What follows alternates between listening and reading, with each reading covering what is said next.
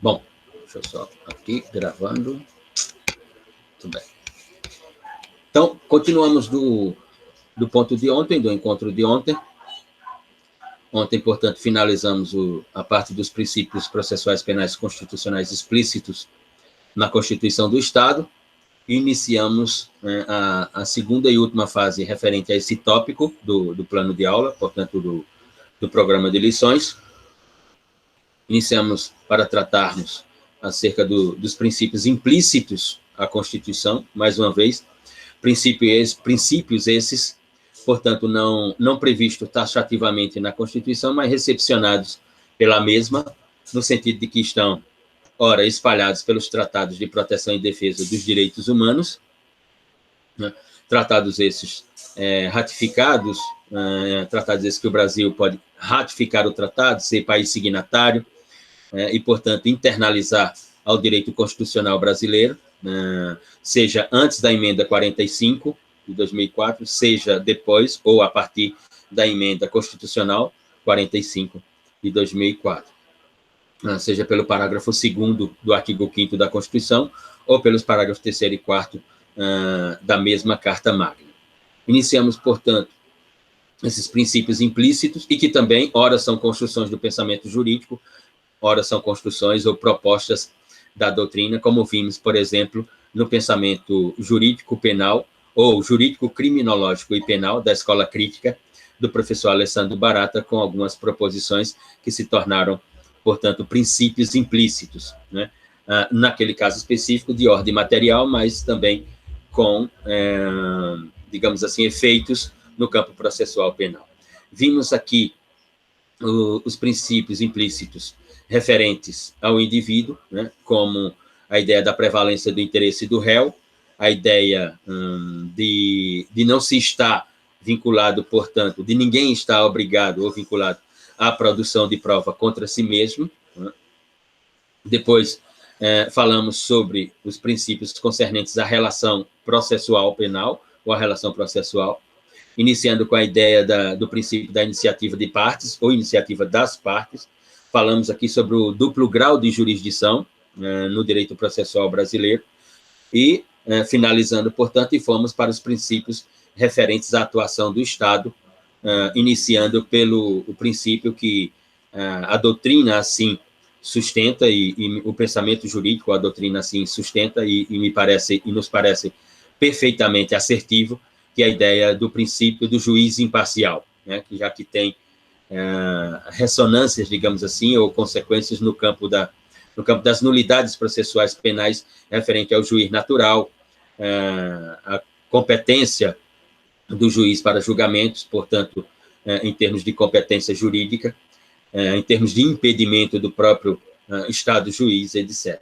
Finalizamos, portanto, ontem com a ideia do princípio subsequente, denominado de princípio do promotor natural e imparcial. E fizemos aqui uma explicação, inclusive, à luz da ideia do princípio da insignificância, ventilado aqui por Francisco, por Govinda, se não estou enganado, e por mim próprio, quando me referi às construções de Maurício Antônio Ribeiro Lopes nos anos 2000, com a publicação do seu livro Princípio da Insignificância no Direito Penal, e o pensamento original dos anos 70, do professor Klaus Roxin.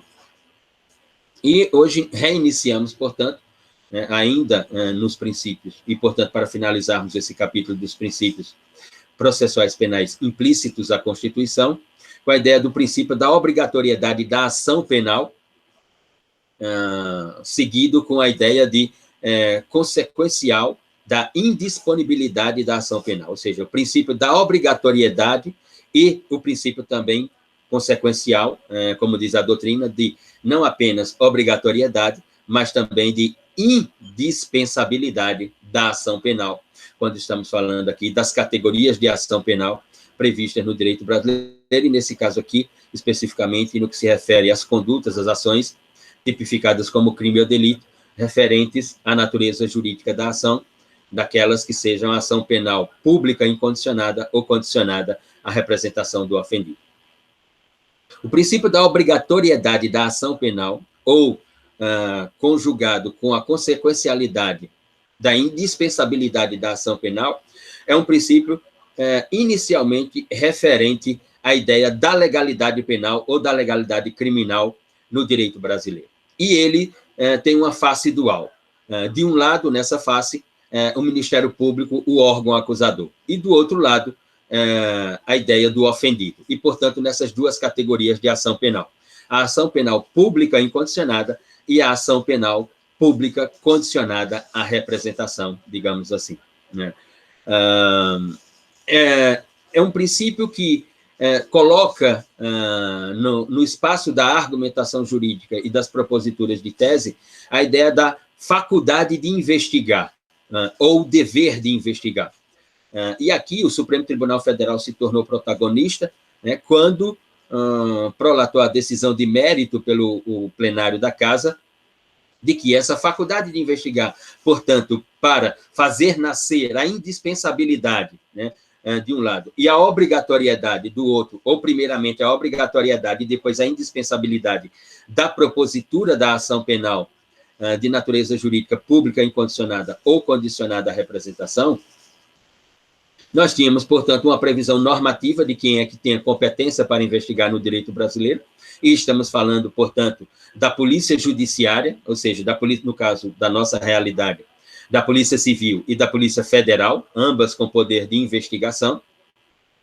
Mas depois da decisão do Supremo Tribunal Federal, passamos a ter também o Ministério Público como órgão protagonizador de procedimentos investigativos, inclusive sem a necessidade de um tema que veremos em seguida, que é relacionado à própria investigação penal ou à investigação criminal, que é o tema do inquérito policial previsto lá no Código de Processo Penal, no Decreto 3689, a partir do artigo 4º do mesmo diploma. Então, sobre a faculdade ou o dever de investigar, para além da Polícia Judiciária, nós temos o próprio titular da ação, o que ensejou uma série de discussões no direito processual brasileiro, mas não vejo qual é a relevância dessa discussão, porque a argumentação de que o Ministério Público não deveria ter a competência para investigar não me parece ter sentido, já que ele é o titular da ação, né?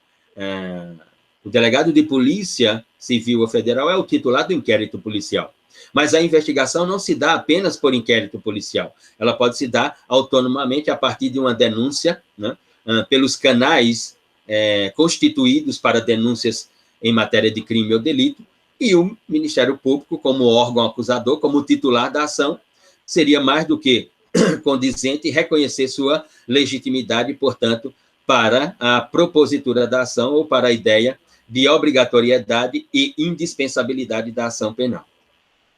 Assim também como se caracterizaria no processo penal essa ideia de expansão da competência para o órgão acusador, de uma ideia de princípio de oportunidade. Se o membro do Ministério Público interpreta que há a necessidade e a exigência jurídicas de uma investigação, ele não precisa necessariamente provocar, né, o delegado de Polícia Civil ou o delegado de Polícia Federal no sentido de requerer a abertura de um procedimento investigatório. Ele próprio poderá fazê-lo por aquilo que a doutrina brasileira vem mencionando como princípio da oportunidade. E à luz, portanto, desse dever de investigação e princípio da oportunidade apenas em matéria processual, é que nós vamos ter, portanto, a ideia do ajuizamento da ação penal, que está ligado à obrigatoriedade e à indispensabilidade. E aqui, sim, aí se discute, por um critério, né, por um critério discricionário do órgão acusador. Ora, se o órgão acusador é o titular da ação, então me parece ter sentido que ele tenha, né, como competência, um critério de discricionariedade para a investigação criminal e, portanto, essa investigação criminal que vai ensejar definitivamente, né, a ideia de obrigatoriedade e de indispensabilidade da ação penal. Se no procedimento investigativo não tiver elemento suficiente, e aqui abro um parêntese para fazer uma afirmação, né, elementos para a propositura da ação e que, portanto, faz nascer obrigatoriedade e indispensabilidade, não são indícios, né?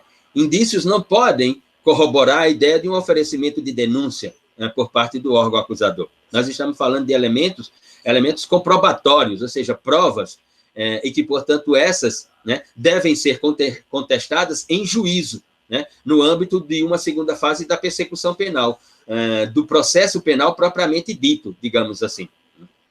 Neste sentido, que nos referimos, portanto. Então, essa discussão sobre o critério para ajuizamento da ação após, com a investigação criminal, no direito brasileiro, não vejo tanta relevância assim, de se estranhar que o órgão acusador tenha a competência, portanto, para a investigação e depois a propositura.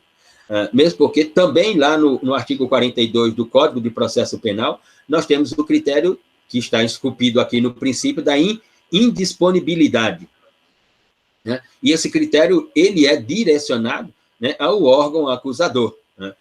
Na Lei 9.099, nós temos um disciplinamento pelo princípio da especialidade, lá no artigo 98, inciso 1, da Lei 9.099 do Juizado Especial Criminal, em que, em ambos os casos, nós podemos observar o órgão acusador, ou seja, o Ministério Público, né, como um órgão que figura como controle externo, né, da própria autoridade policial no procedimento investigativo.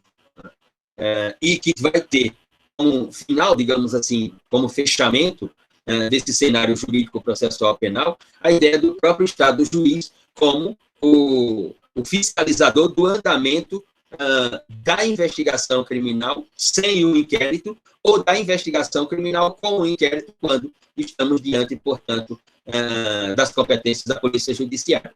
Seja, em um caso, sem inquérito policial, pelo órgão acusador, seja no outro... Sim, está gravando sim. Seja, no outro caso, com o inquérito policial, com o inquérito... Aqui está vermelho, está gravando. Aqui, para mim, está gravando. Para você não aparece, Elker? Professor, tá? Travando, professor. Travando? Então é a internet. Não, o som não está legal, como é que se diz? Não é audível? Está cortando, picotando. Está picotando. Entendi. Sei que não... travando. É que eu saia e entre novamente? Para ver se tem uma melhora, digamos assim. Ok. Então...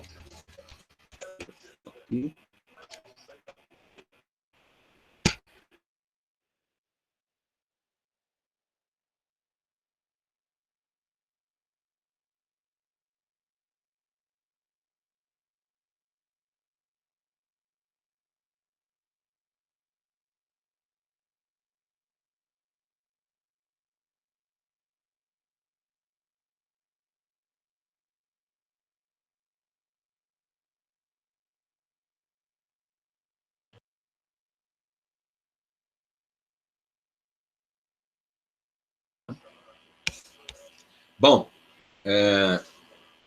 melhorou? Conseguem me ouvir? Melhorou? Ainda bem. Graças, como dizem os castelhanos. Muito bem. Bom, então, só para finalizarmos com esse tópico do princípio da obrigatoriedade e indispensabilidade da ação penal, como dizia, essa discussão, esse debate na doutrina brasileira não me parece haver sentido, né, no debate de se levantar a legitimidade do órgão acusador, do Ministério Público, para procedimentos investigativos e, portanto, o oferecimento da denúncia naquilo que o princípio aqui regula, ou seja, a obrigatoriedade e a indispensabilidade da ação penal. E por que não há sentido? Porque, na nossa posição, se o órgão acusador é o titular da ação penal, como poderíamos interpretar que o titular da ação penal não teria competência para investigar? Luciano, porque no direito brasileiro, né, e como você sabe, nós não temos um sistema processual penal de natureza acusatória, temos um sistema misto, então essa primeira fase da persecução é uma fase de inquérito policial, e o inquérito policial, como nós veremos, é um ato administrativo exclusivo da Polícia Judiciária, seja a Polícia Civil ou a Polícia Federal, o Ministério Público não teria competência para essa investigação. Ora, o Ministério Público não investiga com fundamento no inquérito policial, é uma investigação autônoma, conforme fora decidida pelo Supremo Tribunal Federal. Né? Me parece, sim, estranho, o órgão com competência para o oferecimento da ação, né, não ser competente para investigar, ou seja, o órgão que propõe a ação penal não teria competência para implementar procedimentos investigativos, né?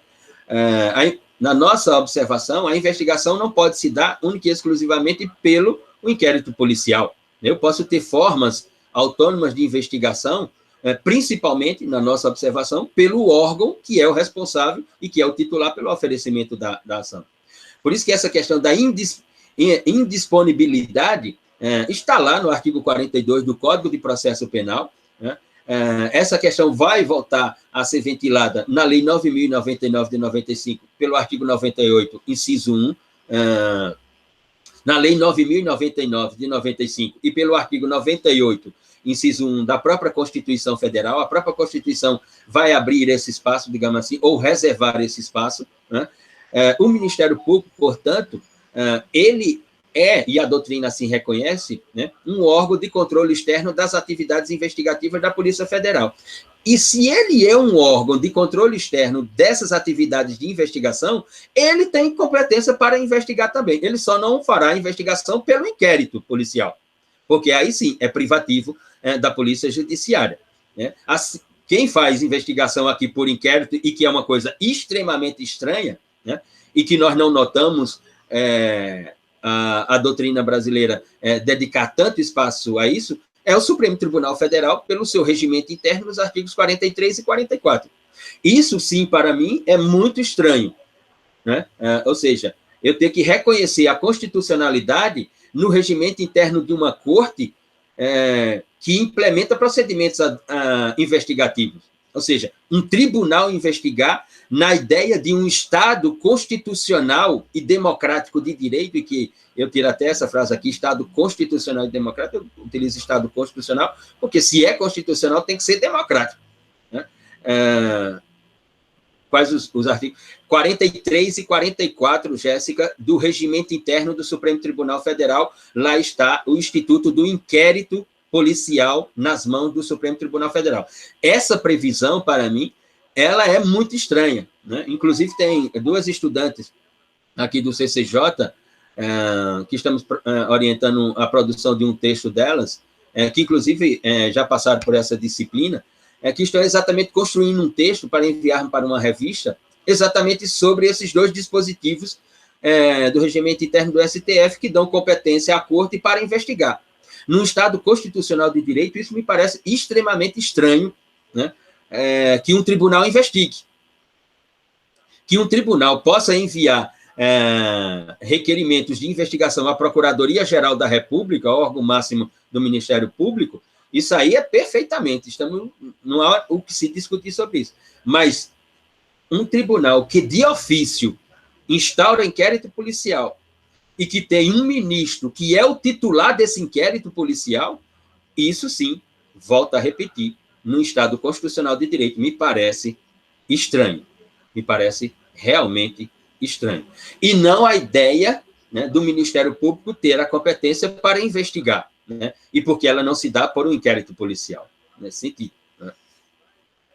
Para finalizar, volto a repetir, porque o Ministério Público é o órgão fiscalizador dos órgãos de investigação na realidade processual penal brasileira, a Polícia Civil e a Polícia Federal. E o juiz é, portanto, o órgão fiscalizador do andamento, né? Diga, Ian, do andamento dessas investigações. Veja, o juiz é o órgão fiscalizador do andamento das investigações, tanto da Polícia Judiciária quanto do Ministério Público, tanto pelo inquérito policial como pelo não inquérito policial, a investigação autônoma, digamos assim. Aqui, Ian. Professor, mas o regimento interno é, ao menos, norma legal? Veja, aqui, Ian, tem outra problemática a ser observada, porque o Supremo Tribunal Federal, pelo plenário da Casa, já se reuniu, né, e prolatou decisão do plenário, interpretando que o regimento interno do Supremo Tribunal Federal foi recepcionado pela Constituição de 88. O que significa dizer, por outras expressões, que se tem uma decisão do Supremo Tribunal Federal, afirmando que o seu regimento interno ele é constitucional porque foi recepcionado pela Carta de 88, eu tenho que interpretar que esse regimento ele é norma. Se ele foi recepcionado pela Constituição, ele é norma. Então, a Constituição recepcionou, né, uma previsão normativa interna da Casa como norma constitucional que dá poder à Corte Constitucional de instaurar inquérito e investigar e ter como titular desse inquérito um ministro da Casa. Se estou numa interpretação assertiva, então nós temos um problema de ordem constitucional, na minha observação. Porque essa recepção constitucional ela seria incompatível com a natureza da Casa, com a natureza jurídica da Casa. A função do Supremo Tribunal Federal, desde aquele debate entre Kelsen e Carl Schmitt, a função do Supremo Tribunal Federal, e aqui interpretando o Supremo Tribunal Federal como uma corte constitucional. A função do Supremo Tribunal Federal é guardar a Constituição. Ele é o guardião da Constituição. Ele é um órgão decisório. O Supremo Tribunal Federal, como Tribunal Constitucional, é um órgão de decisão judicial, não um órgão de investigação criminal. Eu não posso reconhecer no Tribunal Constitucional competência para decidir e, ao mesmo tempo, para investigar. Isso me parece estranho no Estado Constitucional. Diga, Ian. Ok, professor, eu entendi que o Supremo decidiu que esse regimento interno foi recepcionado pela Constituição. Mas exato. A Constituição, ela recepciona toda e qualquer norma que não seja com ela incompatível, né, independente da natureza dessa norma. Aí o que eu estava querendo saber é se essa norma, se esse regimento interno, ele tem natureza legal, se ele tem força de lei, porque me parece estranho que porque normalmente regimentos são feitos para serem normas, digamos assim, de caráter administrativo, são criados pela própria instituição e servem para reger os procedimentos ali dentro. Mas sim, me parece que esse regimento é um pouco estranho no sentido de que ele estabelece uma previsão que é praticamente uma previsão que uma lei estabeleceria. Sim. A interpretação que eu construo é que os artigos 43 e 44 do regimento interno, vocês podem ir aí ao Google, coloque aí regimento interno, STF, artigos 43 e 44, e deem uma lida na redação do dispositivo. Na minha interpretação, essa previsão dos artigos 43 e 44, ela é incompatível com a Constituição Cidadã. Pronto, já colocar aqui. Ocorrendo infração à lei penal na sede ou dependência do tribunal, o presidente instaurará inquérito se envolver autoridade ou pessoa sujeita à sua jurisdição, ou delegará esta atribuição a outro ministro. Então, primeiro ponto, vamos lá. Se ocorrer uma infração penal na sede ou na dependência do tribunal e que esteja envolvido um membro do tribunal. Primeiro, por que interpreta que ela é incompatível com a Constituição? Se ocorre um fato de natureza delituosa nas dependências do tribunal, e que envolve um membro do tribunal, do ponto de vista de um Estado constitucional, democrático, plural, deveria haver uma previsão no regimento interno da direção, digamos assim, do presidente da corte, por exemplo, ou do presidente de uma das duas turmas, por exemplo, provocar a Polícia Federal, provocar a Procuradoria da República para uma investigação, para instaurar um inquérito e investigar. Né? A própria corte já implementar a instauração de um inquérito, porque envolve uma autoridade ou pessoa sujeita à sua jurisdição, me parece já estranho. Segundo, os inquéritos que estão sendo abertos pelo Supremo Tribunal Federal, né, e que tem, por exemplo, o ministro como titular desse inquérito, o ministro Alexandre de Moraes, a matéria que está sendo investigada, ou seja, as possíveis infrações à lei penal que estão sendo investigadas nesses inquéritos, os fatos não aconteceram na sede do Supremo Tribunal Federal. Por exemplo, o inquérito das fake news não aconteceu na sede do Supremo Tribunal Federal. Então, aí já houve uma interpretação extensiva da competência do artigo 43 pelos próprios membros do Supremo Tribunal Federal, na minha interpretação. Mas esse é um segundo ponto. Eu penso que o primeiro é que é relevante, né? Que deveria, em vez da própria casa instaurar um inquérito, ela requerer a instauração de um inquérito a um órgão de polícia judiciária ou de titular de uma ação, mesmo porque quando terminarem os trabalhos aí, quando se encerrar o inquérito, qual será o procedimento do ministro que conduziu o inquérito? Enviar o inquérito para a Procuradoria da República, para o Procurador-Geral da República decidir se vai oferecer denúncia ou não. Então, qual é o sentido da própria Corte investigar? Não tem sentido algum. Quem tem que investigar é a Polícia Federal ou a Procuradoria da República, através de inquérito ou não, de investigação autônoma da Procuradoria Federal da República, na nossa interpretação. Isso no 43. Se eu baixar aqui...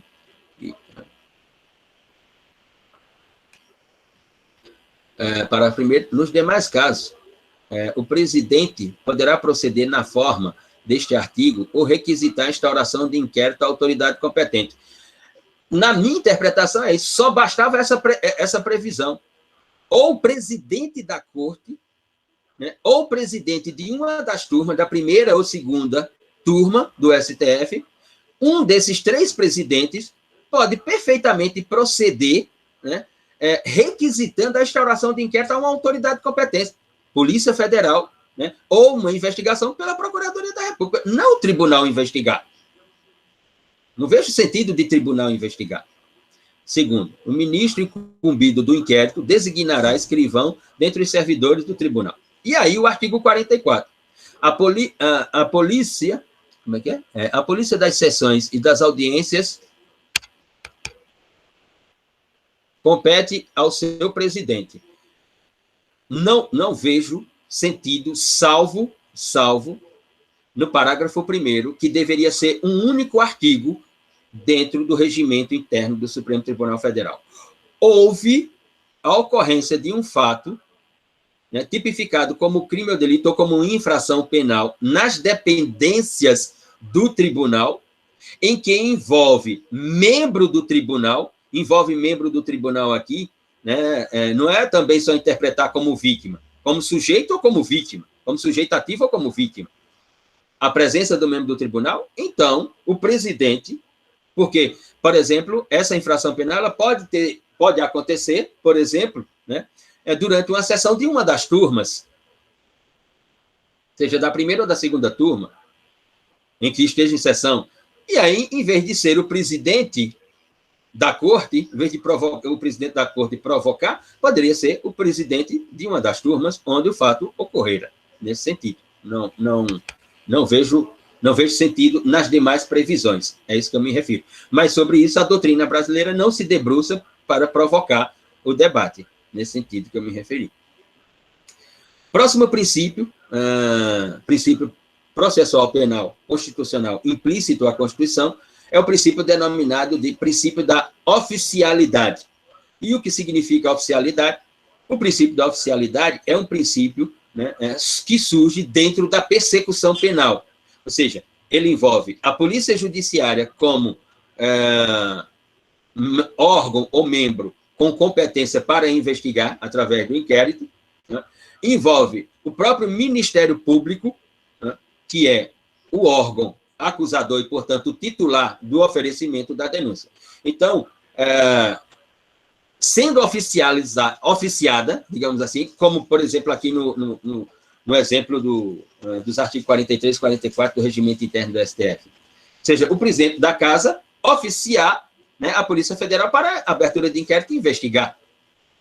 né, oficiar a Procuradoria da República para uma investigação. Ou seja, o princípio da oficialidade é provocar os órgãos com competência para a investigação, né, para dar início à persecução penal. A primeira fase da investigação, né, investigação autônoma ou por inquérito policial, e depois, com o oferecimento da denúncia, a conclusão da persecução penal. Esse é um princípio indispensável para os atos investigatórios.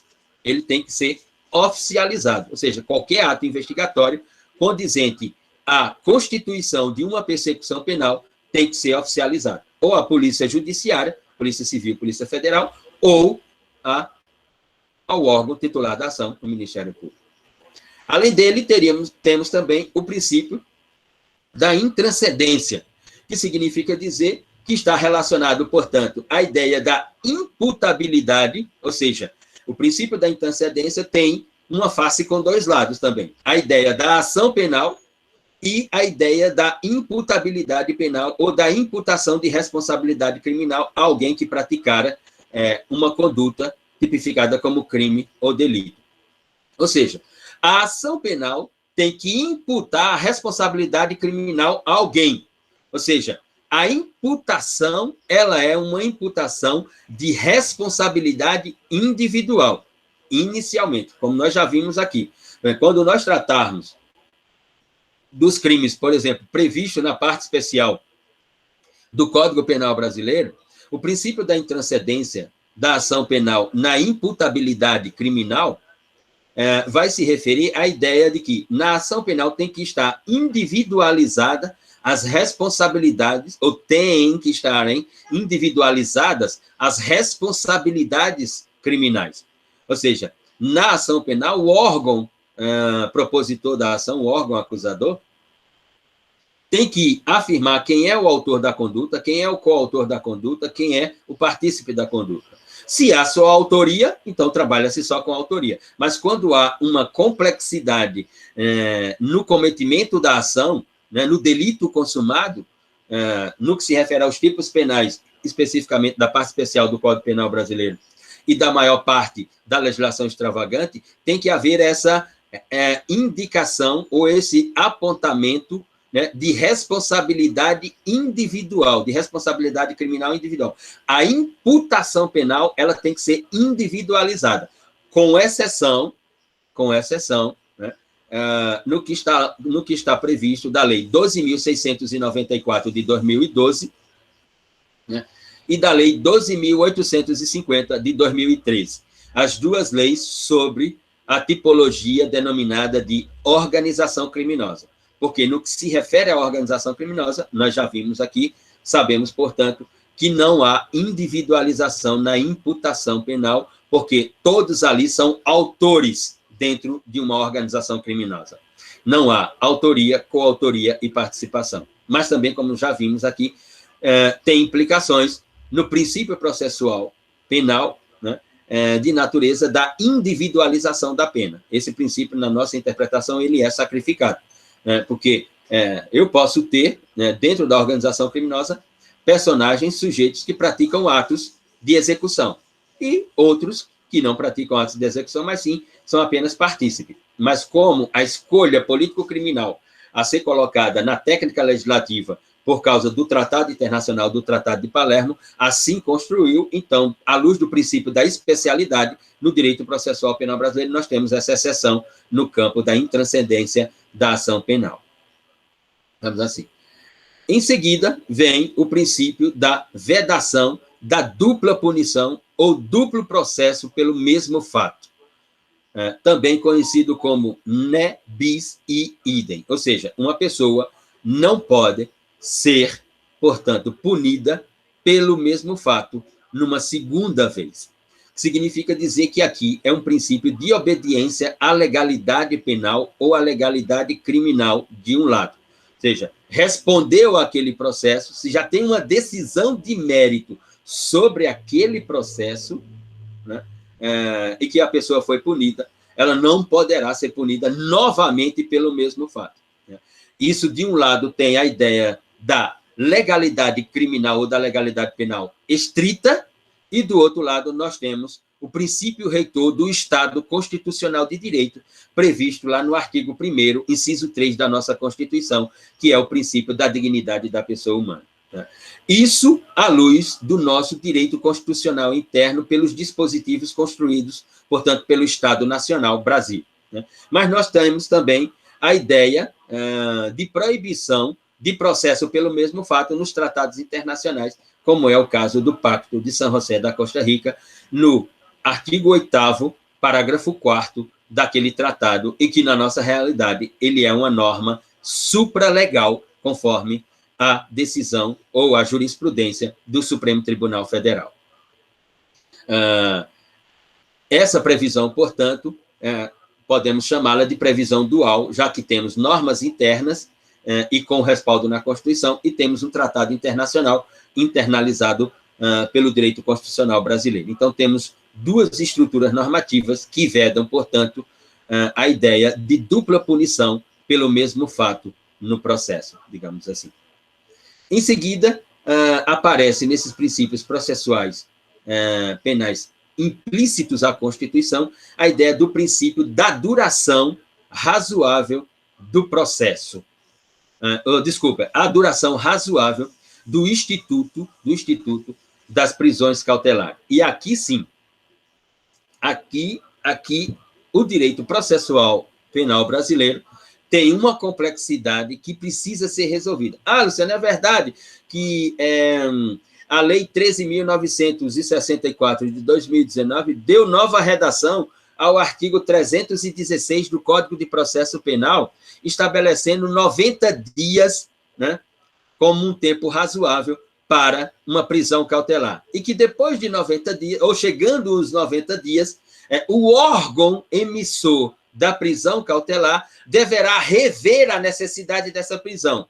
Ou seja, aquele que emitiu o mandado de prisão cautelar, ao chegar o tempo de 90 dias, segundo a nova redação do artigo 316, dada pela Lei 13.964 de 2019, tem que se debruçar sobre o caso concreto novamente, né, e prolatar uma decisão fundamentada se vai manter a prisão cautelar ou se vai relaxar a mesma. Né?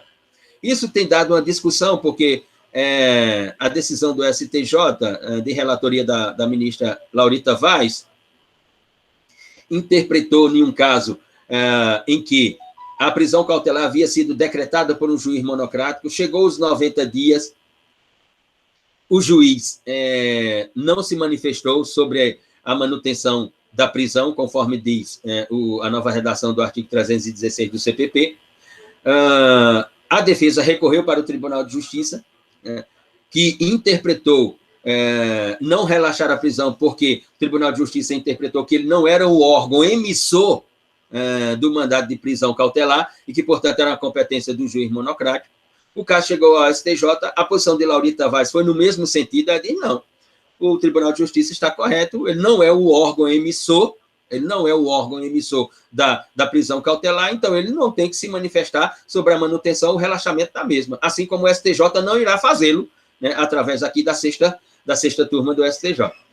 Mas essa é uma interpretação que vocês podem perguntar, Luciano, e tem sentido essa interpretação? Tem, sentido jurídico ela tem.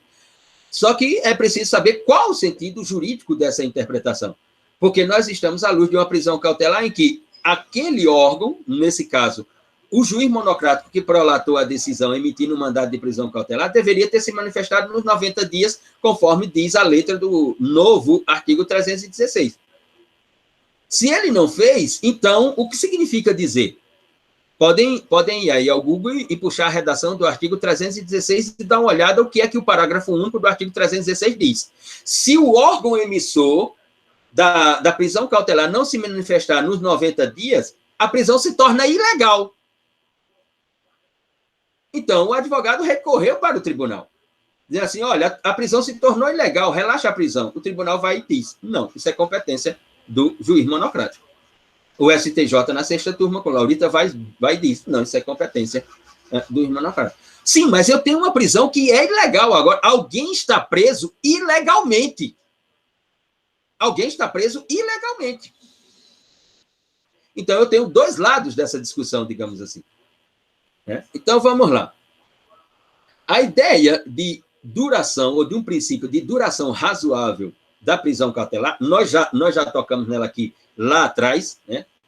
Diga, Ivan. Diga. Oh, Ian, desculpe, Ian. Tudo bem, professor. Não houve um caso exatamente desse tipo que foi parar no STF, de acho que era um traficante, que o ministro, como é o nome dele? Marco Aurélio. Marco Aurélio de Mello. Sim, relaxou a prisão e depois isso foi ao plenário e os outros decidiram, se eu não estou enganado, que esse relaxamento não poderia ser automático, mas que o órgão superior teria de ordenar a instância inferior que analisasse, não é isso? A decisão de Marco Aurélio, ela foi derrotada no plenário do STF, né? A posição da maioria no STF foi de que o Tribunal Superior deveria provocar isso, exato, Pedro, exatamente, desse cidadão aí. Foi esse caso que Marco Aurélio decidiu. A decisão do plenário do STF foi no sentido de ratificar a competência do órgão que emitiu o mandado de prisão cautelar, que portanto, protagonizou a prisão cautelar, a medida cautelar, no sentido de um órgão superior comunicar ao inferior de que ele tem que se manifestar porque deram os 90 dias. A decisão de Marco Aurélio tem um sentido? Tem, porque a regra no direito brasileiro é a liberdade, não a prisão, né? Mas o plenário da Câmara, o plenário do tribunal também tomou uma decisão, na minha interpretação, assertiva, provocar o órgão inferior. Ele não emitiu a medida, então ele tem que rever, quer dizer, ele tem que reanalisar o caso nos 90 dias para saber se mantém a prisão ou se relaxa a prisão. Os dois posicionamentos têm sentido, né? A questão é que, quando o órgão emissor não analisa, não volta a analisar a medida cautelar emitida por ele próprio, a questão se torna ilegal, a prisão se torna ilegal, segundo o parágrafo único do 316. E eu não posso manter, né? Alguém preso ilegalmente. Né? É verdade que vocês poderiam arguir, Luciano, mas não existe uma teoria dos procedimentos, não existe uma teoria constitucional dos procedimentos jurídicos, que nós vamos vê-la daqui a pouco. Existe. Claro que existe. Claro que existe. Agora, vocês também poderiam perguntar, se você fosse o juiz, Luciano, qual seria a sua decisão? Eu não teria problema nenhum de tomar a decisão. Se eu estou na posição de Marco Aurélio, eu reconheço que há uma teoria constitucional dos procedimentos jurídicos, mas que essa teoria constitucional dos procedimentos jurídicos, ela é aplicada para afirmar direitos e, portanto, identificar nulidades processuais. Aqui, por exemplo, eu estou à luz de uma negação de um direito. Então, eu, como Marco Aurélio, eu decidiria pelo relaxamento da prisão sem comunicar o órgão emissor originário, porque a prisão se tornou ilegal. E, à luz da ideia do Estado constitucional de direito, o que vale é a liberdade. Eu, como juiz, como julgador, como Estado juiz, não posso receber um pedido de concessão de liberdade de alguém que está preso ilegalmente e eu ignorar isso e ir para uma questão de procedimentos burocráticos. Essa é uma interpretação. Para além dessa que eu acabo de dar, existem várias outras, como a de Laurita Vaz no STJ, como a do Tribunal de Justiça, né? Como a de Marco Aurélio, que a minha vai no sentido da de Marco Aurélio, e a decisão do plenário do STF, que foi totalmente contrária à posição esboçada pelo então ministro Marco Aurélio. Porque vocês poderiam dizer assim, sim, Luciano, mas esse seu posicionamento, assim como o de Marco Aurélio, dentro da ideia do princípio da duração razoável da prisão cautelar, não estaria ferindo a ideia da interpretação lógico-sistemática dos preceitos constitucionais? É uma argumentação. Agora, a pergunta o Estado juiz, o julgador, ele pode ferir a ideia da interpretação lógico-sistemática de preceitos constitucionais para conceder a liberdade? Na minha interpretação, pode. Na minha interpretação, ele pode. Porque nessa interpretação, e aí vocês podem dizer assim, isso é um ativismo, não, Luciano? Isso é um ativismo judicial. Pode se caracterizar como ativismo. Só que no ativismo se constrói direito, se constrói inclusão, e não se nega direito, e não se constrói exclusão. Agora, que isso reformula o sentido da norma, essa decisão, ou essa interpretação, reformula inequivocamente. Isso fragiliza o poder normativo da lei, e aqui no caso 316, parágrafo único, fragiliza. Mas também não tem um outro lado. O juiz que deveria cumprir sua função dos 90 dias, se manifestar sobre a cautelar e não o faz, ele é responsabilizado pelo quê? Qual é a responsabilidade que é imputada a ele? Nenhuma. E por que ele não cumpriu com a sua função? Ele próprio não está ferindo o ordenamento jurídico, o parágrafo único, o caput e o parágrafo do 316? O juiz mesmo não está ferindo? Quando ele, nos 90 dias, não analisa o caso da medida cautelar? Na minha interpretação está. Mas com ele não acontece absolutamente nada. Mas alguém vai ficar preso ilegalmente. Aquela prisão não tem mais justa causa, aquela prisão não tem mais legalidade. Ela é uma prisão ilegal. Ela é, como diz Rosmar Alencar no seu manual, no seu curso de processo penal, né, como diz Rosmar Alencar, ela é uma prisão arbitrária. Se ultrapassar o prazo, ela se torna uma prisão arbitrária. E prisão arbitrária, qual é a medida contra ela? Relaxamento. Medida contra ela é relaxamento.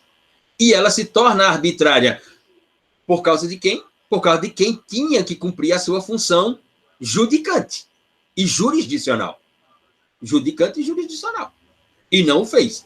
E esse personagem do direito, a ele não é imputado responsabilidade alguma, nesse sentido. Ou seja, nós estamos, portanto, à luz de um critério de razoabilidade. Desde a redação dada pela Lei 13.964, o critério de razoabilidade da prisão cautelar no direito constitucional brasileiro, no direito processual penal brasileiro, o critério de razoabilidade é de 90 dias. Está lá no 316. Esse é o critério de razoabilidade. É verdade, você vai dizer sim, Luciano, mas tem a prisão provisória, né, da Lei 7.960 de 89. Que tem outros prazos, exato, mas aí são casos específicos. Tem a prisão preventiva, que está aqui no 316, que também igual a prisão em flagrante e tal. A prisão em flagrante e a prisão preventiva tratemos aqui, à luz do Código de Processo Penal. A prisão provisória, à luz da Lei 7.960 de 89. E, portanto, os prazos são outros, estão lá na lei e não se confunde, portanto, com o estabelecido no Código de Processo Penal. A regra geral, à luz do Código de Processo Penal, são os 90 dias estabelecidos no artigo 316, para a prisão cautelar. Fora dele, portanto, nós temos outras previsões, digamos assim. E aqui encerramos essa parte e vamos para os princípios que a própria doutrina chama de princípios meramente processuais concernentes à relação. Meramente processuais. Já vimos princípios concernentes à relação processual, mas não meramente processuais. E aqui, meramente processuais, está exatamente relacionado a um dos primeiros pontos que nós vimos nessa disciplina, lá no início de todos esses encontros. Que, se eu não me engano, hoje é o 12º encontro dessa disciplina.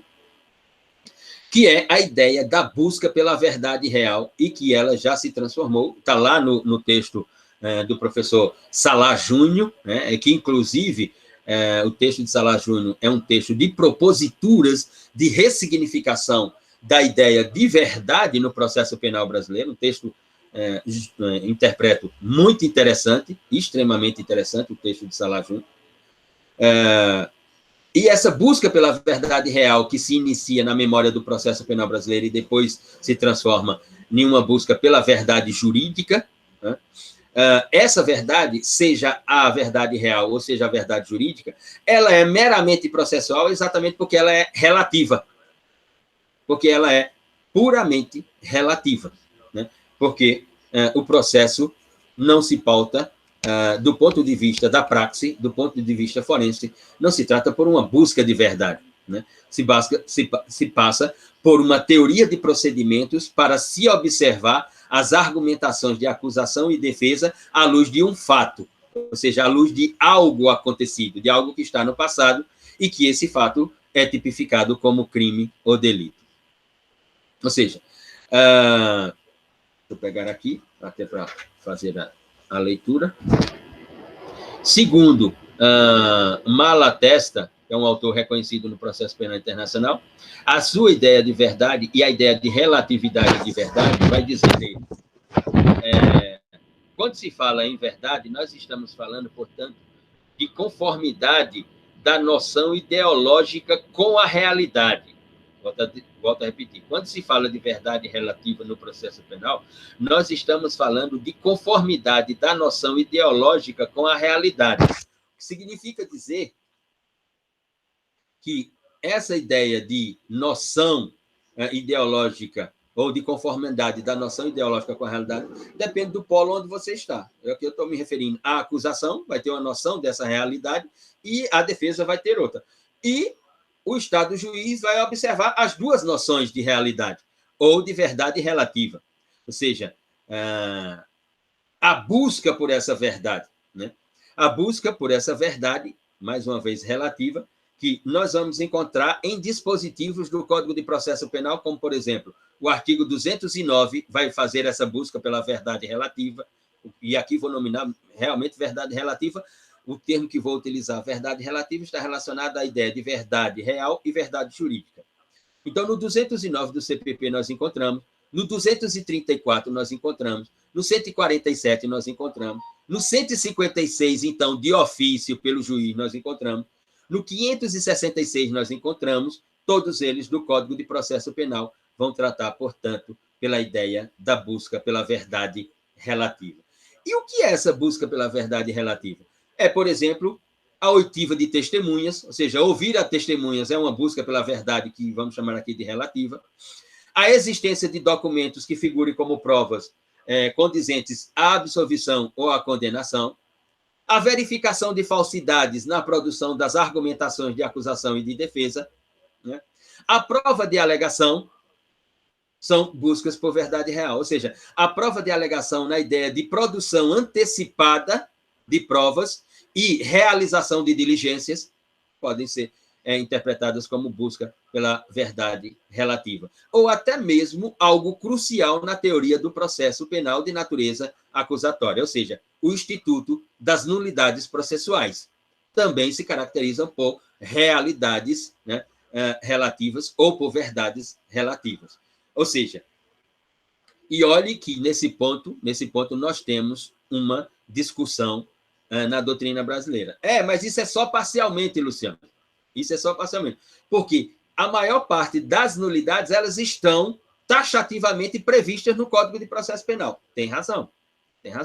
O que significa dizer que esse outro lado da interpretação vai dizer que, nesse campo específico, não no de ouvir testemunhas, não de existência de documentos, verificação de falsidade, produção de alegação com produção antecipada de provas ou diligências, etc. Não isso, mas no que se refere especificamente à nulidade processual, a maior parte da doutrina brasileira vai afirmar, e me parece assertivamente, vai afirmar que, nesse campo, a verdade aqui ela não é relativa e não interessa essa dialética ou esse dualismo entre verdade real e verdade jurídica. Mas sim a ideia de verdade substancial que corrobora a decisão judicial. Por a maior parte, ou por as nulidades estarem previstas taxativamente no corpo do processo penal, então elas não seriam verdades relativas, elas seriam verdades substanciais que corroborarão a decisão judicial na persecução penal. Diz Lucas aqui, à luz do texto de Salah Júnior. São os rastros, são os rastros de algo que aconteceu, de algo que está no passado, portanto, né? Nesse sentido. Ora, e aqui, portanto, nós temos o princípio da busca pela verdade real ou da busca pela verdade relativa, digamos assim.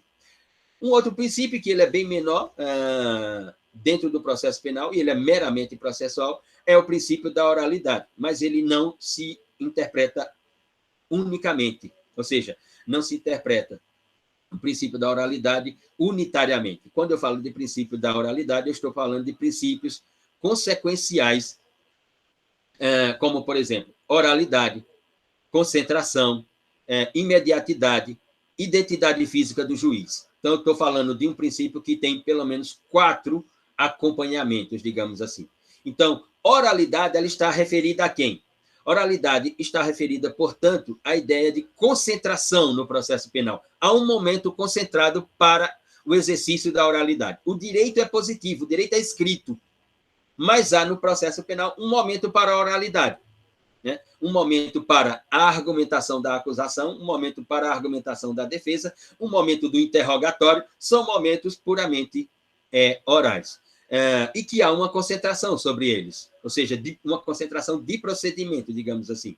E que há também uma ideia de imediatidade. Ele é exercido ali ou depois ele não é exercido.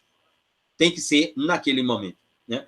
E está ligado à ideia da identidade física do juiz, que tem que organizar esses momentos de concentração, de imediatidade do princípio da oralidade. O juiz é o responsável, ou seja, o processo, em regra, é escrito, mas tem a palavra oral, é o que está querendo dizer. A palavra oral, ela funciona dentro do processo penal como concentração e imediatidade para se estabelecer uma agilização dos procedimentos. Ela funciona, portanto, ou ela cumpre a função de agilizar os procedimentos previstos pela teoria constitucional dos procedimentos jurídicos, digamos assim. E também para se levantar momentos de construção dessa verdade relativa, que vai ser jurídica, que vai ser real, digamos assim. É um momento também para se construir a equidade no processo penal. Ou seja, a busca da justiça da tutela por uma ideia jurisdicional. Ou seja, a ideia de equidade no processo penal pela oralidade se dá, portanto, por uma efetividade jurisdicional, ou seja, da concessão da tutela, ou seja, de uma justiça de tutela, ou seja ela para o exercício do ius puniendi e, portanto, uma prolação de uma sentença condenatória, seja ela pela negação desse ius puniendi e, portanto, por uma prolação de sentença absolutória. É nesse sentido que se fala. E nesse sentido do princípio da oralidade por ideias de concentração, imediatidade e identificação do juiz, identificação física do juiz, nós temos uma série de ordenamentos, uma série de previsões de normas, ou de leis, mais precisamente dizendo, de leis no ordenamento jurídico que vão disciplinar, portanto, ou que vão efetivar, portanto, esses momentos de oralidade, ou que vão consolidar esses momentos de oralidade, digamos assim. Como, por exemplo, a Lei 11.689 de 2008, que vai disciplinar oralidades, arguições orais no processo penal. A Lei 11.719, também de 2008. Nós temos o próprio artigo 309, parágrafo 2º, e o artigo 400, parágrafo 1º, e 411, parágrafo 2º do Código de Processo Penal, que disciplinarão, portanto, todo esse espaço de oralidade. E desse princípio, nós temos uma série de princípios decorrentes, digamos assim, princípios que sem esse eles não estariam presentes. Como me referi, a doutrina vai interpretar a concentração como um princípio, ou seja, a concentração para a produção de prova, a concentração para a realização de audiências, não está exatamente na oralidade, mas parte da ideia de concentração que vai para dentro do princípio da oralidade. A imediatidade aqui é interpretada como a ideia de produção de prova, ou prova produzidas, ou seja, antecipar a produção dessas provas, requerer diligências para a produção de prova. E a ideia da identificação física do juiz como subprincípio desse princípio da oralidade, e aqui nós teremos os três, concentração, imediatidade, identidade física do juiz como subprincípios do princípio da oralidade, aqui no caso do juiz, obviamente, para organizar e concentrar a ideia de instrução e julgamento no processo penal brasileiro. Seria, portanto, essa a descrição. Depois desse princípio de oralidade, vem o princípio da indivisibilidade da ação penal privada, ou seja, da queixa-crime. Na ideia dos crimes, dos delitos, dos tipos penais, dos injustos, que são de competência da terceira categoria de ação penal prevista pelo processo penal brasileiro e pelo ordenamento processual penal brasileiro, o princípio da indivisibilidade da ação penal privada vai significar que, havendo uma pluralidade de agentes, a queixa-crime tem que ser individualizada. Individualizada. Nós vimos que, sobre isso, temos uma exceção nas duas outras categorias jurídicas de ação penal, na ação penal pública incondicionada e na ação penal pública condicionada à representação do ofendido, quando eu estou à luz de um tipo penal previsto lá pela Lei 12.694, de 2012, e pela Lei 12.850, de 2013, ou seja, quando estou à luz de um injusto penal de organização criminosa. Essa é a exceção. Na ação penal privada ou queixa-crime, havendo pluralidade de agentes, a imputabilidade de responsabilidade criminal ela tem que ser individualizada. Ou seja, ela tem que indicar um e indicar todos, como diz o artigo 48 do Código de Processo Penal brasileiro, ou seja, conforme o CPP. Essa diferenciação, como nós vimos, essa diferenciação lá na ação penal pública, ela tem uma exceção, como acabei de repetir. Então, nós estamos à luz aqui de obrigatoriedade e de oportunidade. Lá, temos, portanto, uma estética processual que tem um princípio de especialidade que disciplina, e aqui nós temos o artigo 48, que determina como deve ser, portanto, oferecida a queixa-crime ou ação penal privada para a apuração dos fatos. Depois desse princípio, temos o princípio da comunhão da prova, ou seja, a prova dividida entre partes no processo, ou a prova produzida por partes no processo. O titular da prova, ou seja, na acusação, a Polícia Judiciária, o Ministério Público levantam as provas. Mas nós vimos também, e isso está no PL 8045 de 2010, que a defesa pode produzir prova desde o primeiro momento da persecução penal, desde o primeiro momento lá na investigação criminal. Ela, portanto, o advogado tem, e nós veremos isso no inquérito policial, de que a defesa pode produzir prova lá no início. Nós veremos isso com o Estatuto de Ética e Advocacia da OAB, que tem uma previsão específica. Nós veremos isso numa súmula do STF, a partir de uma decisão de um dos ministros, e que a Corte corroborou seu posicionamento e transformou em súmula do Supremo Tribunal Federal. Mas veremos também quais são os critérios que têm que ser cumpridos para a defesa produzir prova lá no início, para ter acesso a toda a investigação e também oferecer produção de prova lá no início. Então, o princípio da comunhão de prova, a própria palavra já diz, comunhão de prova, ou seja, produção de prova entre as partes nos momentos determinados da persecução penal, como, por exemplo, a própria ideia de testemunha, que pode ser prova da defesa e pode ser prova da acusação, e em que momentos elas podem ser apresentadas às testemunhas, nesse sentido que nos referimos. Saindo desse princípio, vamos para um outro, que é para as categorias de outros princípios, para a categoria de outros princípios, e a última deles, com os três últimos princípios processuais penais implícitos à nossa Constituição, que é ou que são, melhor dizendo, desculpe, os princípios concernentes à atuação do Estado. E o primeiro deles é denominado de princípio do impulso oficial, ou seja, o princípio do impulso oficial que está relacionado ao oferecimento da denúncia ou início da ação penal, pelo Ministério Público e pelo ofendido, nas duas primeiras categorias de ação, como nós vimos, né? E depois, na terceira, com a ação penal privada, mas essa não se discute à luz do princípio do impulso oficial. O juiz aqui, ele é o responsável pelo movimento, digamos assim, até o final, depois do oferecimento da denúncia. Então, oferecida a denúncia, nós estamos agora à luz daqueles outros princípios que nós vimos. Obrigatoriedade e indeclinabilidade da ação penal. Ou seja, o Ministério Público está obrigado a oferecer a ação penal quando tem elemento suficiente para o oferecimento da ação penal, está obrigado. Quando não tem, interpreta que não e bom. Como se dá o impulso oficial? Quando tem os elementos necessários para o oferecimento da denúncia. Então, o Ministério Público se torna obrigado a cumprir o princípio do impulso oficial. Oferecida a denúncia, ele está dentro agora do outro princípio que nós já vimos, do princípio da indeclinabilidade da ação penal.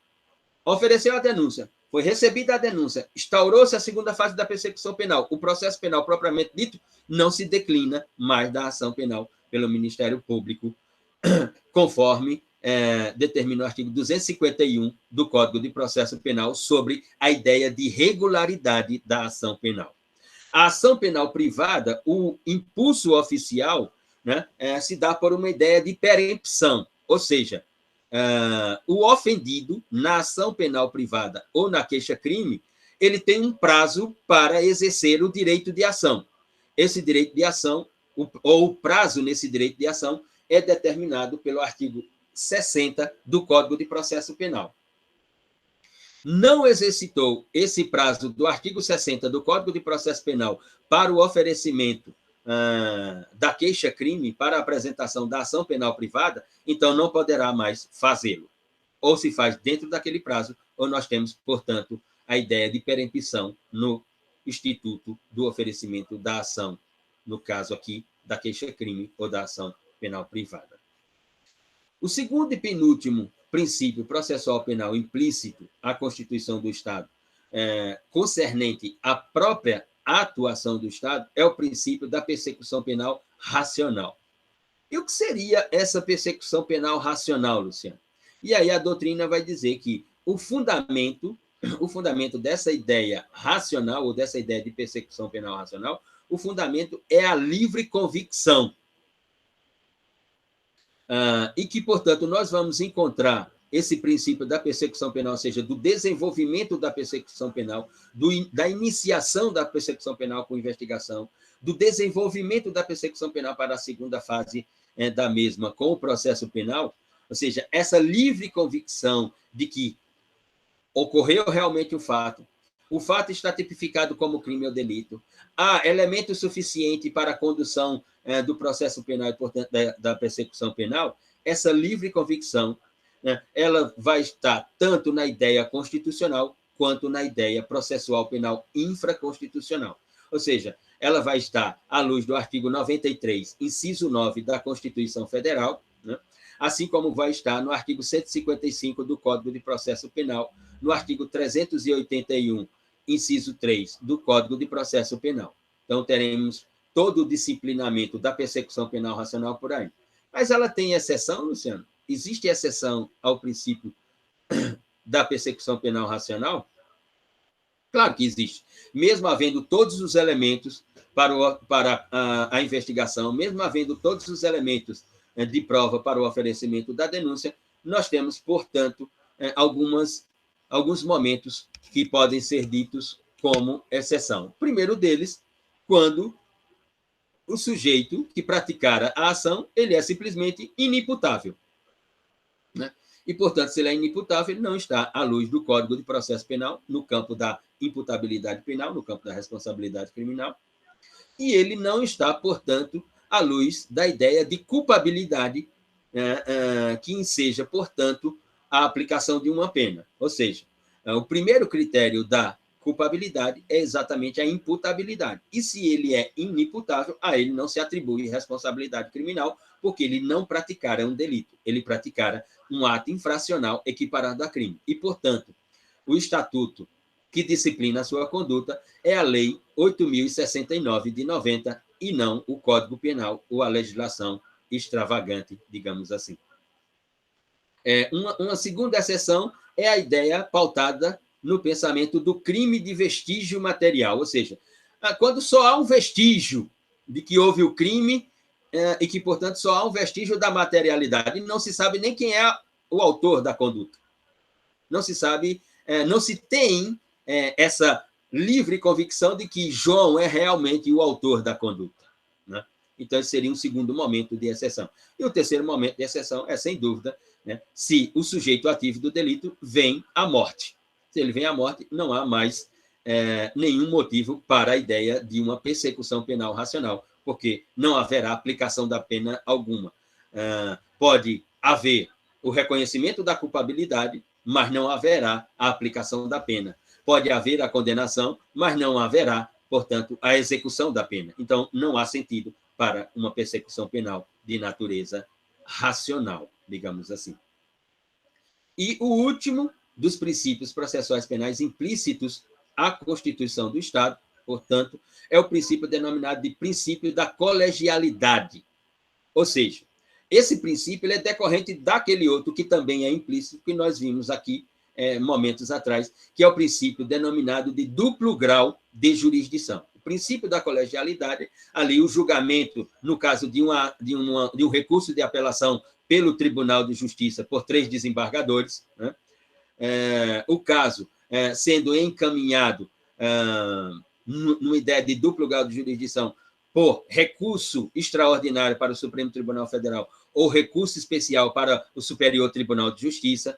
Ou seja, o princípio da colegialidade ele existe para a reavaliação por grupo de magistrados de decisões anteriores, que, num primeiro momento, esse colegial ou essa ideia colegiada, né, vai rever uma decisão monocrática, num primeiro momento, ou, no segundo momento, vai rever uma decisão que também é colegiada, né? Ou seja, pode ser uma turma do STJ revendo uma decisão de um tribunal de justiça, pode ser o Tribunal de Justiça revendo uma decisão de um juiz monocrático, ou pode ser uma turma do STF revendo uma decisão do Superior Tribunal de Justiça, ou o próprio plenário do STF revendo uma decisão do Superior Tribunal de Justiça. Isso os construtivistas chamaram de teoria dos observadores do direito na decisão judicial. Eu tenho o primeiro observador do direito, que é o juiz monocrático, o segundo observador do direito, que seria, portanto, o primeiro colegiado de um tribunal de justiça, e o terceiro observador, e aqui a teoria da ordem dos observadores do direito na decisão judicial, que seria, portanto, numa corte superior como o STJ e o STF. E aqui, portanto, nós concluímos esse bendito capítulo, né, que para boa parte, eu diria significativa parte do pensamento jurídico brasileiro, é o capítulo mais relevante da ideia processual penal na realidade brasileira. E por que seria a mais relevante? Por um detalhe que me parece elementar, né? Por serem princípios processuais penais explícitos e implícitos, nós estamos no Estado constitucional de direito. E a estrutura do Estado constitucional de direito é uma estrutura principiológica, né? E se essa estrutura do Estado constitucional de direito é uma estrutura principiológica, o capítulo dos princípios se torna, portanto, a maior relevância jurídica no processo penal brasileiro. É verdade que outros autores vão dizer, sim, e a teoria constitucional dos procedimentos jurídicos?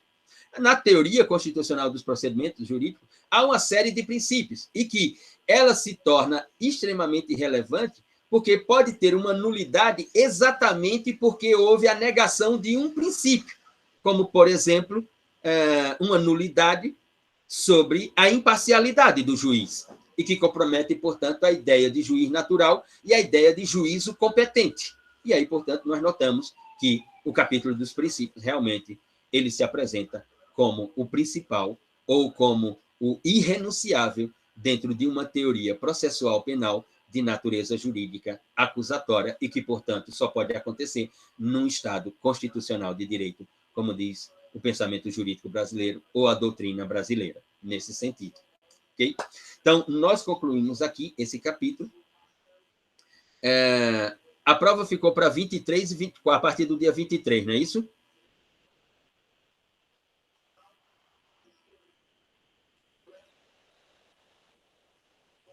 Então, no próximo encontro, iniciamos o capítulo da investigação criminal e do inquérito policial, e esse capítulo nós veremos à luz do Código de Processo Penal, do Decreto 3689, a partir do artigo 4º, e veremos também no projeto de lei, no PL 8045/2010, a partir do artigo 20, né? No Código de Processo Penal disciplinado do artigo 4º a 23, no projeto de lei disciplinado do artigo 20 ao artigo 40. Veremos, portanto, simultaneamente nessas duas realidades jurídicas. A que tem validez jurídica, validade jurídica, que é o Código, o Decreto 3689, e aqui terá, daqui a pouco, validade jurídica, revogando o atual Código de Processo Penal. Vou deixar aqui uma atividade, como eu disse ontem, né, valendo aqueles pontos, para aqueles que quiserem apresentar, portanto, quiserem enviar um vídeo com essa atividade. A ideia, eu vou descrever aqui no chat, a ideia temática é: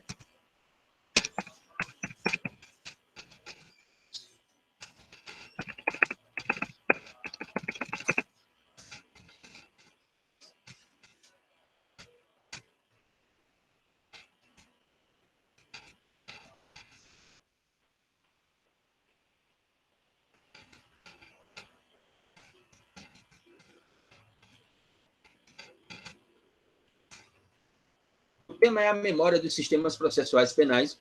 Você poderá, deixa eu dar uma olhada aqui, vou estabelecer um prazo, por aqui.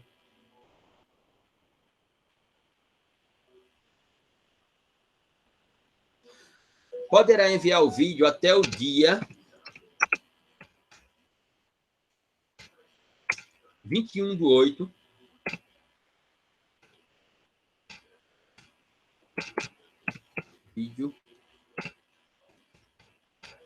Vídeo de 3 minutos, até o dia 21/8,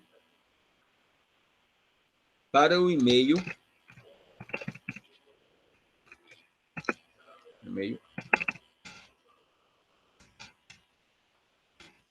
prova.uepb@gmail.com.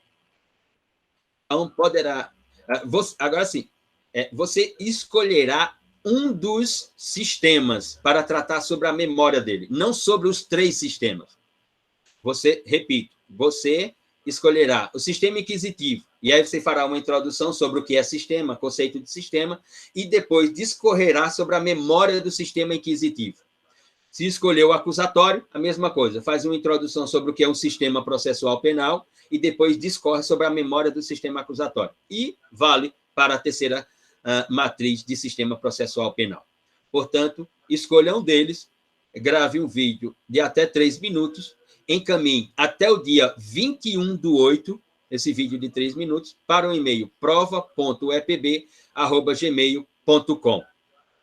E aí, eu vou assistir o vídeo, vou avaliar o vídeo e vou lhe atribuir pontos sobre a sua produção. Dúvidas?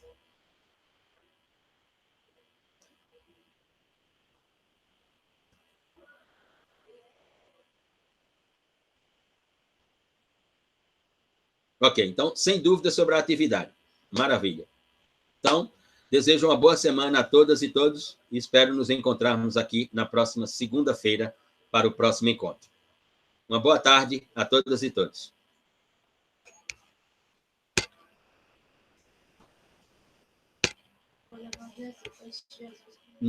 Não, mãe.